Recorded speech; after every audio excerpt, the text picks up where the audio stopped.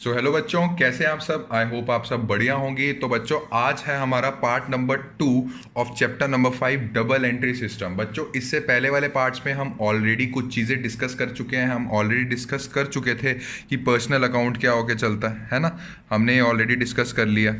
Categories of account में से first category हमने पर्सनल अकाउंट डिस्कस कर लिया, और उसके बाद फिर मैंने आपको पर्सनल अकाउंट के रूल्स बता दिए थे, पूरा कॉन्सेप्चुअली एक्सप्लेन किया था। फिर मैंने आपको बताया था कि पर्सनल अकाउंट 3 टाइप का होता है। जो इंडिविजुअल हम जैसे जो पर्सन होके चलते हैं उनको तो हम बोलते हैं नेचुरल पर्सनल अकाउंट, और जो कंपनी फर्म्स होके चलती हैं वो आर्टिफिशियल पर्सन है ना, वो पर्सन तो है नहीं, उनको हम बोलते थे आर्टिफिशियल पर्सनल अकाउंट। और बच्चों, तीसरी कैटेगरी मैंने अभी आपको पेंडिंग रखी थी, अगर आपको याद होगा तो। बच्चों, अगर तक आपने ये वीडियो नहीं देखी है तो प्लीज़ प्लीज़ प्लीज़ ये वीडियो ज़रूर देख के आना। और जो हमारे साथ चैनल पे नए जुड़े हैं, मैं उनको भी कहूँगा कि अब चैप्टर नंबर 5 और स्टार्टिंग के जो चैप्टर्स हैं वो प्लीज़ देख के आएँ, क्योंकि आज जो हम टॉपिक समझ रहे हैं ये पिछले वाले टॉपिक से पूरा पूरा रिलेटेड है। तो उस वीडियो का मैं एक लिंक आपको डिस्क्रिप्शन में दे दूंगा और एक आपको आई बटन पे बना आ रहा होगा। तो बच्चों, अभी तक हमने फर्स्ट कैटेगरी पढ़ चुके हैं, पर्सनल अकाउंट। आज हम पढ़ के चलेंगे सेकंड कैटेगरी। तो फटाफट से डिस्कस करते हैं। ये जो सेकंड कैटेगरी है, इसमें ऐसे खाते, ऐसे अकाउंट्स आके चलते हैं। अगर मैं आपको हिंदी में, अगर देसी लैंग्वेज में समझा के चलूं, कोई भी ऐसी चीज जो कैश में कन्वर्ट की जा सकती है, फर्स्ट पॉइंट। सेकंड पॉइंट, और प्रॉपर्टी हो बिजनेस की। फिर से समझ लो, कोई भी ऐसी चीज जो कैश में कन्वर्ट की जा सकती है और प्रॉपर्टी हो बिजनेस की, उसको, उन सारे खाते जो इन दो डेफिनेशंस में सारे खाते आते हैं, उनको हम बोल के चलते हैं real account. Real account, what is an example, क्या बोला मैंने इसको? Anything which can B converted anything which can be converted into cash। और सेकंड पॉइंट क्या बोला है, इसमें प्लस करके लिखेंगे हम, and it is a property of the business. जो कैश में कन्वर्ट हो सकती है और प्रॉपर्टी है बिजनेस की। बच्चों, फटाफट से इसका एग्जाम्पल दे दो। आप खुद ही अभी तक सोच लिए होंगे कि इसका एग्जाम्पल क्या है। Land, okay. Building, okay. Machinery, okay. And which can be converted into cash. Sir, cash भी तो हो सकता है। कैश, ओके, ठीक है। अभी बहुत सारे बच्चों के मन में एक और चीज आ रही होगी, बताओ क्या? सर, डेटर्स भी तो आ सकते हैं। सर, आपने हमें लेक्चर नंबर 2-3 जिसमें भी समझाया था पीछे कि डेटर्स का मतलब ये होके चलता है कि कोई भी ऐसी चीज, मतलब डेटर्स एक तरह से प्रूफ होके चलते हैं कि वो हमें कैश में आने वाला पैसा। तो सर, वो भी तो, डेटर्स भी तो कैश में कन्वर्ट होने वाले हैं। हाँ सर, बिल रिसीवेबल भी तो कैश में कन्वर्ट होने वाले हैं। सर, उसका तो आपने नाम लिखवाया नहीं। बच्चों, एक 4-5 खाते लिखवा रहा हूं मैं, 4-5 अकाउंट्स लिखवा रहा हूं, उसकी मैं अलग से एक ट्रीटमेंट होता है, तब समझा के चलूंगा। आप वो खाते लिख लो, ठीक है, ताकि आपको कंफ्यूजन ना हो, कहीं आप उसको रियल अकाउंट में लिख लो। इसको मैं ऐसे लिखवा के चल रहा हूं पेंडिंग, कि ये हम अभी आगे समझ के चलेंगे, क्योंकि इसका लिंक जो है वो आगे से है। डेटर्स अकाउंट, जो डेटर वाला होता है वो खाते। क्रेडिटर्स अकाउंट, ये वाले खाते। आउटस्टैंडिंग एक्सपेंसेस, आउटस्टैंडिंग कुछ भी होती है वो वाले खाते।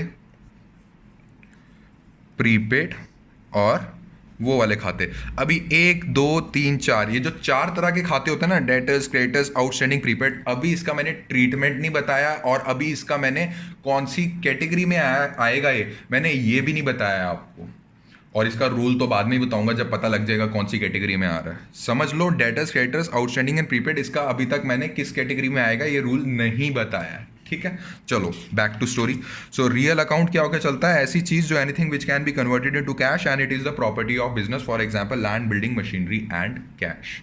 तो क्या मैंने लैंड परचेज करा, our business purchased a land, तो हम क्या लिखेंगे? ये आपने नोट कर लिया ना सबने? हाँ। एग्जाम्पल,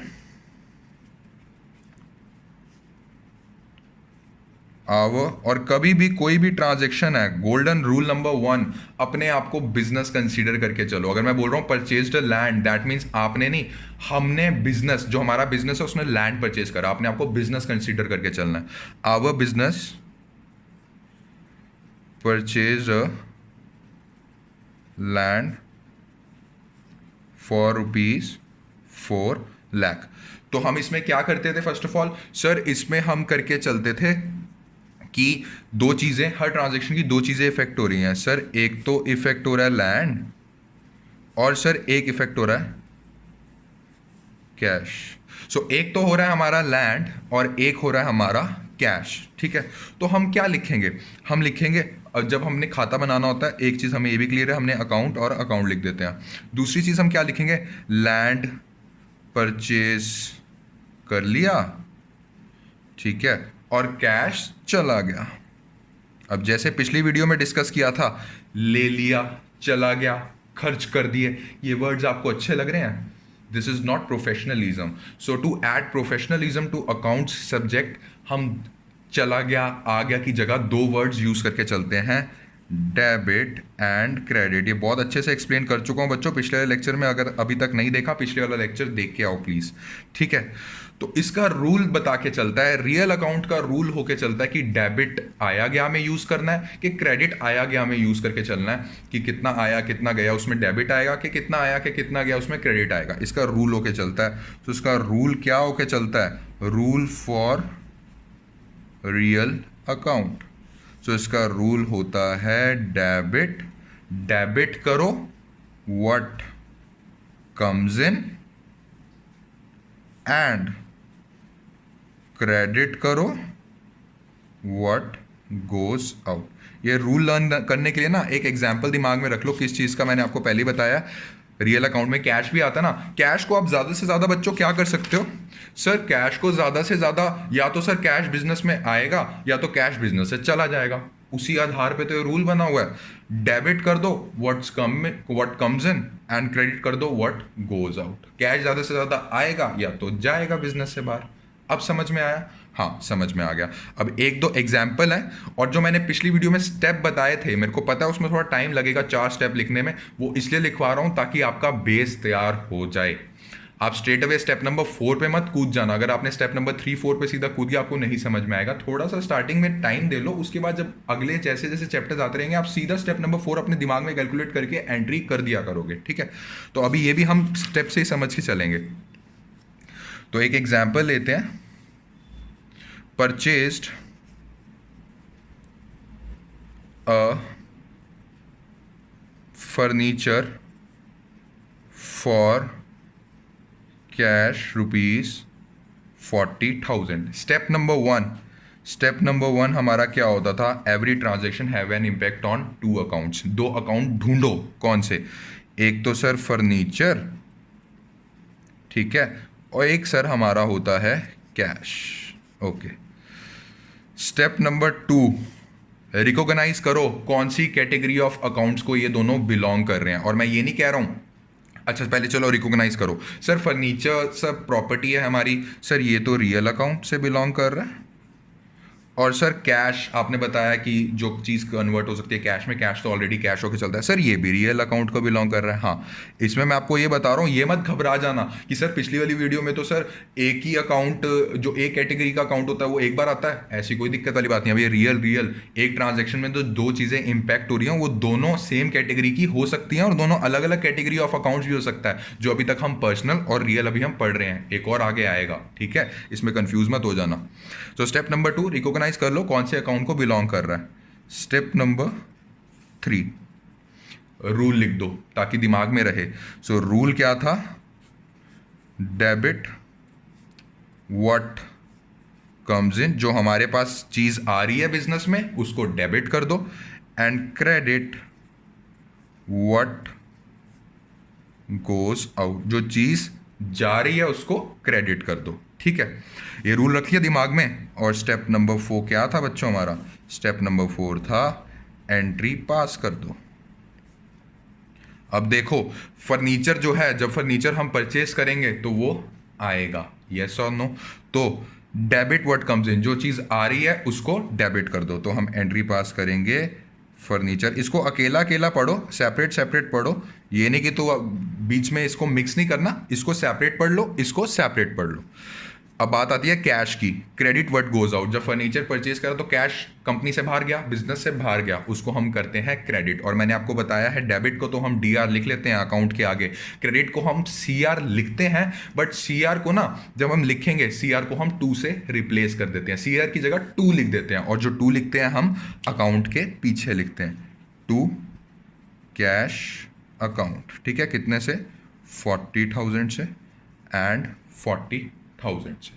फटाफट से बता के चलो आपको रियल अकाउंट क्लियर हुआ कि होता है क्या नहीं होता है। और मैंने आपको ये भी बता दिया है कि डेटर्स क्रेडिटर्स इसको भी किसी अकाउंट की कैटेगरी में मत डालो, इसके लिए अलग स्पेशल चीज़ होकर चलती है, वो हम अगले लेक्चर में डिस्कस करके चलेंगे। एक एग्जाम्पल और ले लो, आपकी सारी चीज़ें क्लियर हो गई। कैश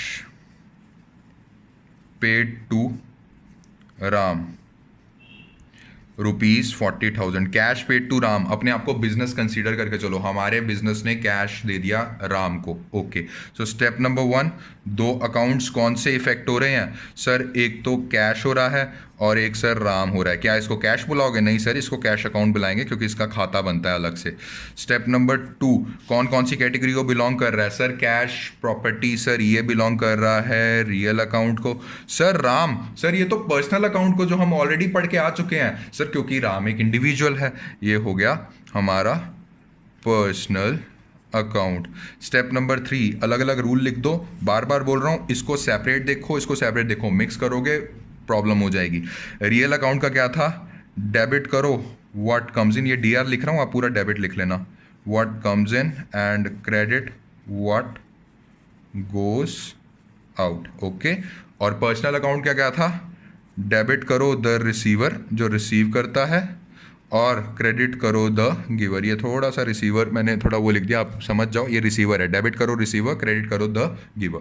अब फटाफट से पहले इसको सॉल्व करेंगे पार्ट को, फिर इसको पार्ट में। टाइम लग रहा है, कोई बात नहीं, ये नई चीज़ है, इसमें थोड़ा टाइम लगेगा। उसके बाद जब आप बिल्कुल अच्छे से प्रिपेयर हो जाओगे इस चीज़ के लिए, आप सीधा स्टेप नंबर 4 पे आ जाया करोगे अपने दिमाग में कैलकुलेशन करके।